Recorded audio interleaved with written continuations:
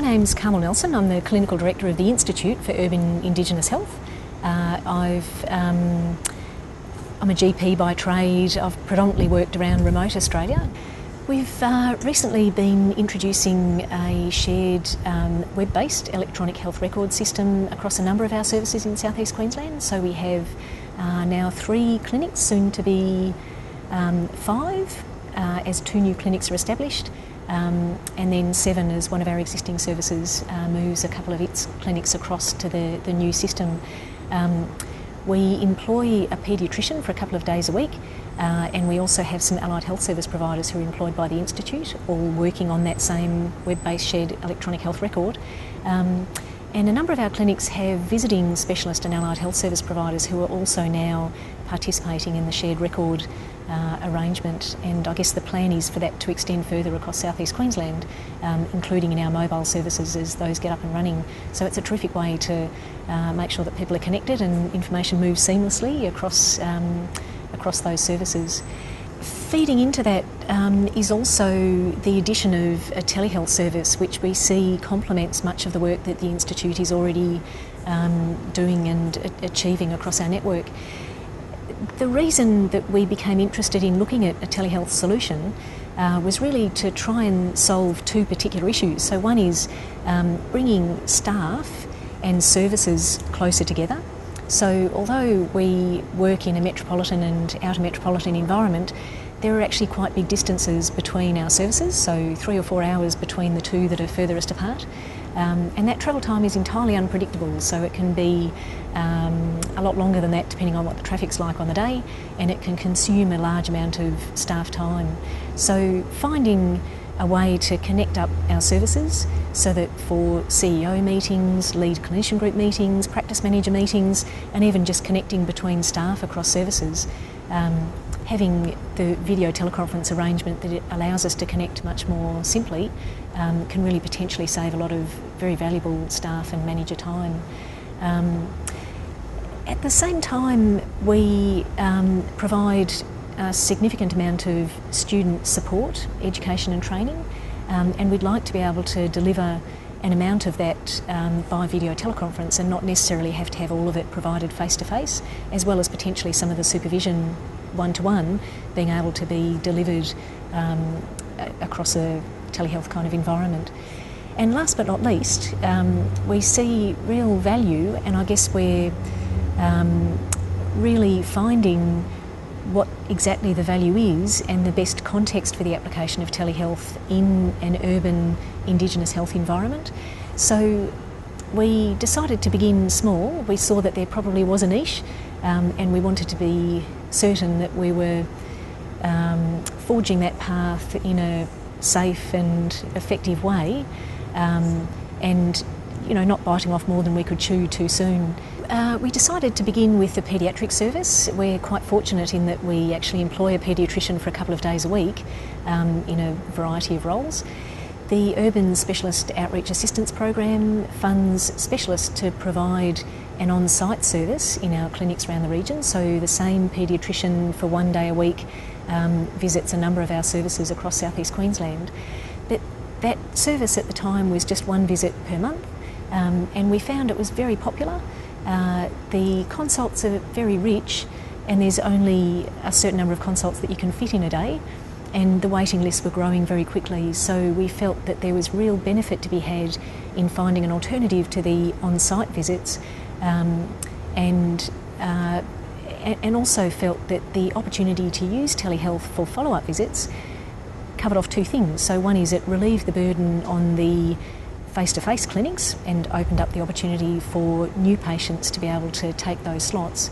And it also meant that the paediatrician had already established a relationship with the family and the child, and so the follow-up visit was made so much easier because they might be working with a technology that they're not familiar with, so the family might be coming to terms with a new method of engaging with a paediatrician, but at least they knew who the paediatrician was and recognised the face. So that was how we decided to begin. The benefits, and I should say that we're in the very early stages. We've had terrific support from the Telehealth project team. That's absolutely critical. I think the importance of having human beings who know what they're doing, who can come and work with staff who may be more or less familiar with the technology, and really help to demystify the whole process to make sure that the technology is working, that we've got things set up well, that the room's right, that the light's okay. Just those little things that need attention paid to them are really critical in making sure that the whole thing works. And also encouraging staff on the ground to feel comfortable about participating in that process. And in fact, what we've found in our so far quite limited but growing experience is that staff really enjoy it. The huge advantage of having the primary care providers who are responsible for continuing the care of the patient actually involved in that consultation. Ordinarily what would happen is that either the patient would go off to a specialist in another place with none of us there to hear what was going on. We're waiting or relying on information coming back to the service, but it can never be quite the same as actually being a participant in that process. So the benefit in terms of continuity, in terms of education for the staff, benefiting from the expertise of the specialist who can impart some of that knowledge to the primary care providers, it really makes it a very rich consultation. The third and greatest benefit in many ways is for the patient and family. So one of the things about a telehealth consultation is it absolutely puts the patient right in the centre of the consultation. It's really interesting. We wondered, I think, how well telehealth would work in a paediatric environment. So particularly, I guess, where a number of the consultations are for kids who have quite complex needs, sometimes quite complex behavioural and other issues that we're calling on a paediatrician to provide assistance with. And in fact, what we've found, in the small number of consultations that have happened already, is actually the kids really enjoy it. They love the idea that they're on television, and they're kind of familiar with the technology, probably more than many of us oldies. And so, in fact, the technology itself is an attraction for some of those kids who are participating in that telehealth consultation. And I guess the added benefit of there being almost no limits on the number of family members who can actually participate in that consultation as well, depending on patient and carer. But when you travel off to see a specialist, you can't really take your whole family with you, whereas in the primary healthcare context close to home, it really opens up the opportunity for a whole range of other family and providers to be participating in that consultation. So I guess in summary, we're seeing a niche for the application of telehealth in an urban Indigenous health context, and we would see that in fact there's a real opportunity for it to create a very, very rich consultation that combines integration of care as well as education and the transfer of skills in a two-way direction. One of the questions that people have raised in a range of different contexts is whether there are different considerations that need to be taken into account in an Indigenous health context. I guess I would say yes, in the sense that I think when you're providing services for Aboriginal and Torres Strait Islander people, there are always some particular considerations that you might need to take into account. One of the things, I guess, is the importance of having trusted health service providers participating in your care. And I would see, and I guess it's been the experience so far, that people respond really well to the telehealth technology because it does enable you to have sitting alongside you people that you know already who are intimately involved in the rest of your care, whether that be the trusted local GP or particularly, I guess, the Aboriginal health worker who's able to participate in that consultation. So I think in terms of the application of telehealth in an Indigenous health context, it will be different in different places, but certainly our experience so far is that it actually helps to support the integration of care and brings in providers who are trusted and known to clients who are accessing our services, and I think that that's of great benefit in making the interaction with the specialist a much smoother and more seamless communication interaction. We got some very good advice from the Akron Telehealth team about the sorts of things that we needed to consider in making a decision about what telehealth solution we would adopt for our setting. And what we ended up deciding on was to use a simple piece of downloadable software, straightforward desktop software that we can download from the internet. And the reason we decided to go with that was the particular software that was recommended enables multiple sites to be participating at any one time, which was important for us in terms of meeting the need for staff interactions, meetings across our collection, and also for educational purposes. And also, I guess, meeting the need of not having to provide intensive training, having people get used to particular hardware, having staff turn over and then having to train new staff to use fancy hardware that can potentially break down and cause issues when we're in an environment where we don't have big resources to be able to support high-end solutions. And it was a terrific piece of advice, which we haven't regretted at all. It makes it very simple, and it's simple for a range of reasons, including providing the flexibility that if we use one particular room for telehealth in a clinic on one day but actually have to use another room on another day, we can either move a laptop and the camera or just download it onto another desktop in a different room. And at the specialist end, at the Institute, we actually have a room set up that's used for other things on other days, but we have booked telehealth appointments on a Wednesday afternoon, and on that day the specialist can be assured that the room is set up in a way that's ready to go for telehealth, and that's really convenient as well. I think it's important to say that it hasn't all been smooth sailing. We have had some hitches along the way. So one hitch, for instance, is with our internet speed. We'd made certain assumptions. At the specialist end, the specialist provides those telehealth consultations from our head office.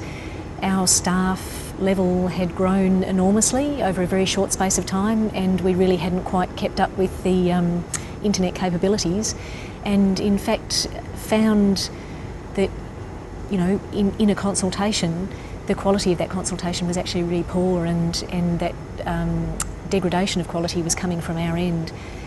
So the learning for us was that it's critically important that you have all of those factors that make a telehealth consultation working on the day that you're actually delivering the telehealth consultations, so that you're checking beforehand. Even if you think that they were right last time, it's worth revisiting those and just making sure that the setup's right, that each component that makes that telehealth consultation work has actually been attended to.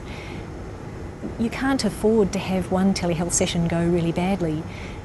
You disenfranchise the staff who are on the other end, and you put off the patient and their carer or family who are participating, which has an adverse impact on that consultation itself, potentially on the relationship with that family, into the future. But also it potentially jeopardises the implementation of the telehealth program more broadly. So, really being careful that you're making sure everything's optimised before a telehealth consultation is an incredibly important learning. Some of the other very important advice that we got early from the ACRM telehealth team was around the systems that need to be put in place that aren't necessarily to do with the technology specifically or your software or the room setup, but actually more importantly around your protocols for providing the telehealth service. So one good example is ensuring that you've got fully informed consent from patient and or carer. And so we use a consent form. We've used a template that ACRM have provided and adapted that for our local circumstance, so that we're making sure that we're going through the process of fully informing patient and or carer, and that's recorded and we have that in place. Some of the other protocols, I guess, are around selection of patients for the telehealth consultation, which is also critically important in making sure that it's used effectively, and that you're not using telehealth for things that don't need a telehealth solution. So in our context, we've made a decision that largely telehealth will have its greatest and most useful application for follow-up visits. Exactly which follow-up visits might be amenable to a telehealth consultation is really a decision that's made between the specialist, who already knows the patient and family, and the local primary healthcare providers, which might include the GP, the Aboriginal health worker. So it's really a collective decision made by the people who know the patient and family, and then of course at the end of the day it's with permission from the patient and or carer. In South East Queensland, we're rolling out a shared electronic health record system called MMEX, which is now in place across a number of our clinics and is also being utilised by specialist and allied health service providers, both those employed by the Institute and a number of those who are providing visiting services into our clinics. It's been a huge advantage to have that shared electronic health record available during a telehealth consultation, so that the paediatrician, for instance, has access to the record at the specialist end, and it's the same record that's seen by the primary care providers at the other end. And if changes need to be made, progress notes entered, a medication adjusted, a pathology form generated, any of those things, it can all be done in the same shared record, and it really adds a real richness, I think, and seamlessness to the exchange of information that happens, you know, with the advantage of the telehealth environment. We're fortunate that the federal government has enabled telehealth for Aboriginal community-controlled health services, not just in rural and remote areas, but in the urban environment as well, so that we have the Medicare item that can be claimed in an AMS for the consultation at the Aboriginal Health Service end, which is a critically important factor in resourcing and supporting telehealth in our environment. And I think it recognises the role that providers other than the GP can play in that interaction, and we see that as critically important. So we train and employ Aboriginal health workers who play a key and quite specific role in our services in South East Queensland. I guess the particular role that Aboriginal health workers play is in the follow-up and support of patients in a whole variety of contexts. So the Aboriginal health worker has an ongoing relationship with the patient and family. They become very intimately involved in the clinical care, but at the same time are part of the community and have a whole range of other knowledge that can be brought into that consultation. So the richness of the information and the relationship that an Aboriginal health worker adds to that consultation, I think, has particular importance when you're talking about a piece of technology being between you and the provider. I'd like to make specific mention of the really critical role played by the telehealth support officer. I think it would have taken us many, many more months to even get going had we not had the support of an individual who could actually come to our services with some expertise, provide advice, point us in the right direction, help us think through some of the protocols and procedures that need to be in place to make telehealth work. The ACRM directory and the resources available are tremendous. I think that's an enormous addition and a fantastic resource that I'd highly recommend. I think you can't replace the human being. At the Institute, we've recently employed a full-time staff member in an e-health support role who'll be able to continue to provide some on-site support for our services in terms of making sure they're telehealth ready and are able to apply it in the same way that we have in the early adopter sites. But I think it's really worth emphasising that without that factor in the mix, it's much harder labour, and I guess I would just make the point that actually resourcing that critical support is absolutely crucial, and we've been very fortunate to have the benefit of the ACRM telehealth support officer. I think in whatever way you can engineer that variety of resource, it is actually critical to make the initial setup, but actually also the ongoing implementation of telehealth really successful.